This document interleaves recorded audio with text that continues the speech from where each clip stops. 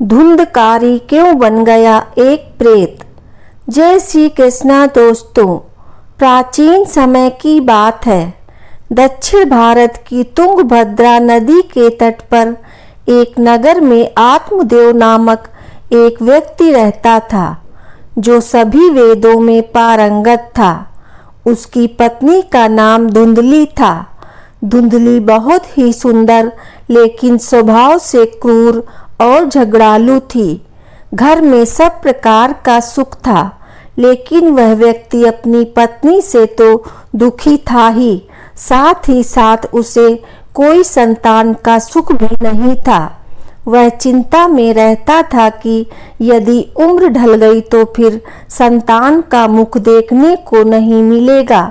यह सब सोचकर उसने बड़े दुखी मन से अपने प्राण त्यागने के लिए वह वन चला गया।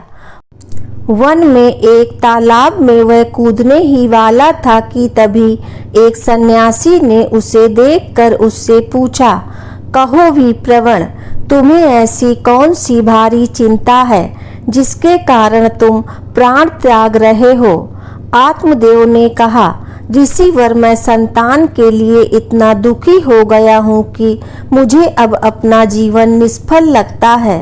संतानहीन जीवन को धिक्कार है और मैंने जिस गाय को पाल रखा है वह भी बांझ है। यह तो ठीक है, मैं जो पेड़ लगाता हूँ उस पर भी फल फूल नहीं लगते हैं। मैं घर में जो फल लाता हूँ वह भी बहुत जल्दी सड़ जाते हैं। इन सब बातों से मैं दुखी हो चुका हूँ। ऐसा कहकर वह व्यक्ति रोने लगता है। वह संत उसकी बात सुनकर उसके ललाट की रेखाओं को देखता है। रेखाओं को देखकर वह कहता है कि विप्रवर, कर्म की गति बड़ी प्रबल है, वासना को छोड़ दो। सुनो, मैंने तुम्हारा भाग्य देख लिया है। इस जन्म में तो क्या अगले 7 जन्मों तक तुम्हारे कोई संतान किसी भी प्रकार से नहीं हो सकती। तब ब्राह्मण कहता है कि फिर मुझे प्राण त्यागने दीजिए, या आप किसी भी यत्न से मुझे पुत्र प्राप्त का मार्ग बताएं। जब वह संत देखता है कि वह व्यक्ति किसी भी प्रकार से समझाने पर भी प्राण त्यागने को आमादा है, वह अपनी झोली से फल निकाल कर कहता है कि अच्छा ठीक है, तुम यह फल लो और इसे अपनी पत्नी को खिला देना, इससे उसके एक पुत्र होगा। आत्मदेव वह फल लाकर अपनी पत्नी को दे देता है, लेकिन उसकी पत्नी वह मन ही मन सोचती है कि यदि मैंने फल खा लिया और गर्भ रह गया तो मुझसे खाया नहीं जाएगा और मैं मर भी सकती हूँ। यह सोचकर वह तय करती है कि मैं ये फल नहीं खाऊंगी। इसीलिए वह आत्मदेव से कई तरह के तर्क और कुतर्क करती है। आत्मदेव के कहने पर वह फल तो रख लेती है, लेकिन खाती नहीं है। एक दिन उसकी बहन उसके घर आती है, जिसे वह सारा किस्सा सुनाती है। बहन उससे कहती है कि मेरे पेट में बच्चा है, प्रसव होने पर वह बालक मैं तुम्हें दे दूंगी, तब तक तुम गर्भवती के समान घर में रहो। मैं कह दूंगी मेरा बच्चा मर गया और तू ये फल गाय को खिला दे। आत्मदेव की पत्नी अपनी बहन की बात मानकर ऐसा ही करती है। उस फल को वह गाय को खिला देती है। समय व्यतीत होने पर उसकी बहन ने बच्चा लाकर धुंधली को दे दिया। पुत्र हुआ है यह सुनकर आत्मदेव को बड़ा आनंद हुआ। धुंधली ने अपने बच्चे का नाम धुंधकारी रखा। इसके 3 माह व्यतीत होने के बाद एक दिन आत्मदेव सुबह गाय को चारा डालने लगा तो उसने देखा कि गाय के पास एक बच्चा है जो कि मनुष्याकार है, लेकिन बस उसके कान ही गाय के समान थे। उसे देखकर वह आश्चर्य में पड़ जाता है। हालांकि उसे बड़ा आनंद भी प्राप्त होता है। वह उस बच्चे को उठाकर घर में ले जाता है। उसका नाम वह गोकर्ण रखता है। अब उसके 2 बालक हो जाते हैं। एक धुंधकारी और दूसरा गोकर्ण। गोकर्ण बड़ा होकर विद्वान, पंडित और ज्ञानी निकलता है, जबकि धुंधकारी दुष्ट, नशेड़ी और क्रोधी, चोर, व्यभिचारी, अस्त्र शस्त्र धारण करने वाला, माता पिता को सताने वाला निकलता है। वह माता पिता की सारी संपत्ति नष्ट कर देता है।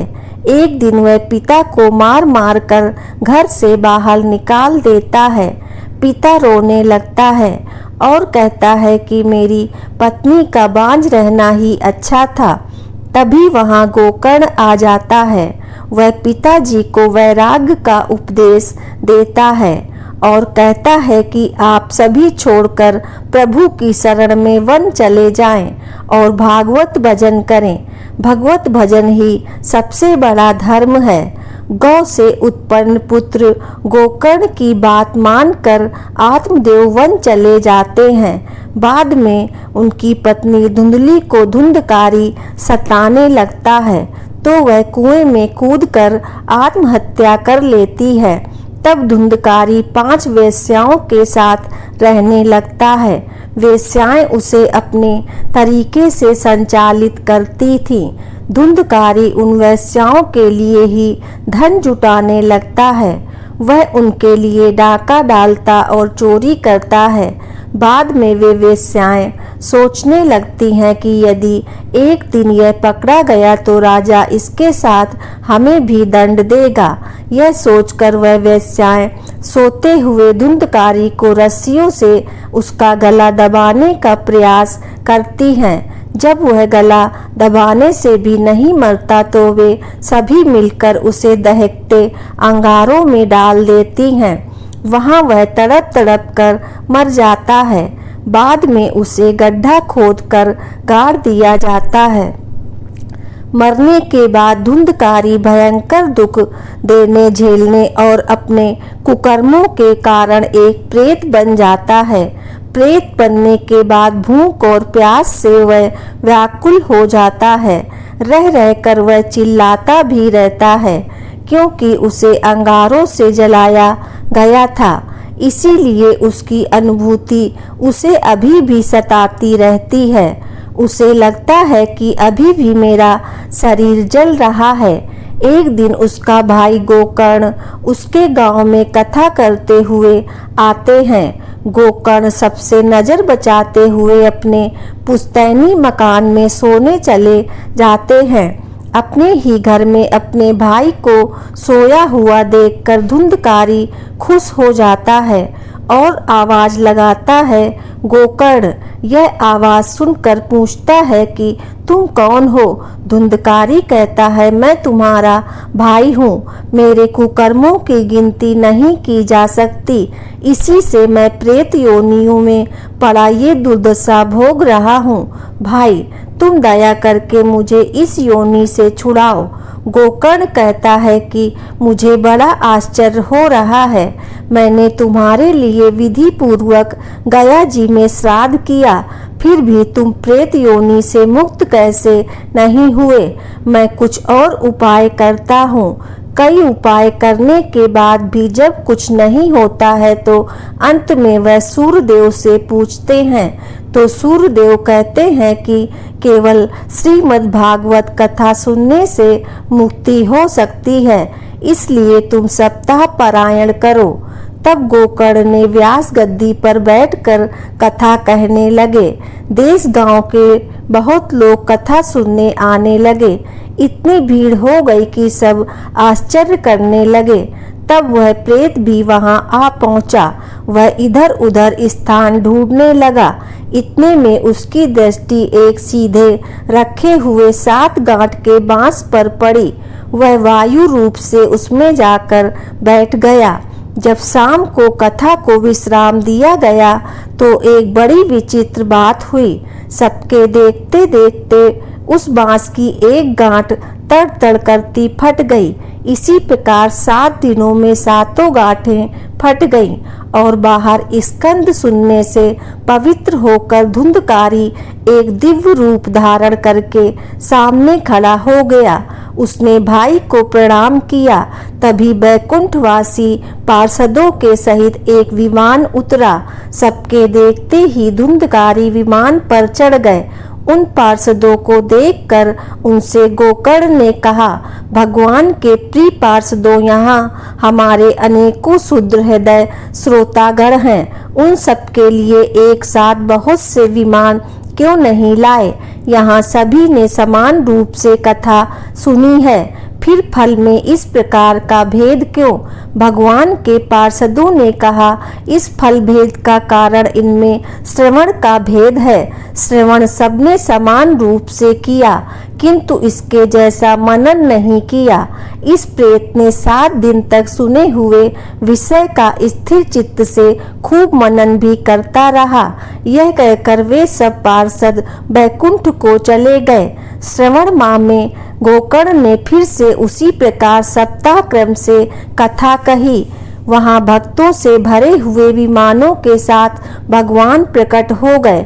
उस गांव में कुत्ते और चांडाल पर्यंत जितने भी जीव थे, सभी दिव्य देह धारण करके विमान पर चढ़ गए। भगवान उन सभी को योगी दुर्लभ गोलोक धाम ले गए। निष्कर्ष: अपने माता पिता को कष्ट देने वाला, शराब पीने वाला, वेश्यागामी आदि पुरुष प्रेत योनि प्राप्त कर अनंत काल तक भटकते रहते हैं। अब न तो गोकर्ण की तरह कथा सुनाने वाले हैं और न सुनने वाले। धुंधकारी को उसके पापों की सजा तो मिली ही, साथ ही उसने प्रेत योनि में रहकर भी सजा भुगती। बाद में जब उसे पछतावा हुआ तो भागवत कथा सुनकर मन निर्मल हो गया। निर्मल मन होने से उसके सारे संताप जाते रहे। जय श्री कृष्णा। दोस्तों, वीडियो अच्छी लगी हो तो लाइक करें और आगे की कहानियों के लिए चैनल को सब्सक्राइब अवश्य करें। धन्यवाद आपका।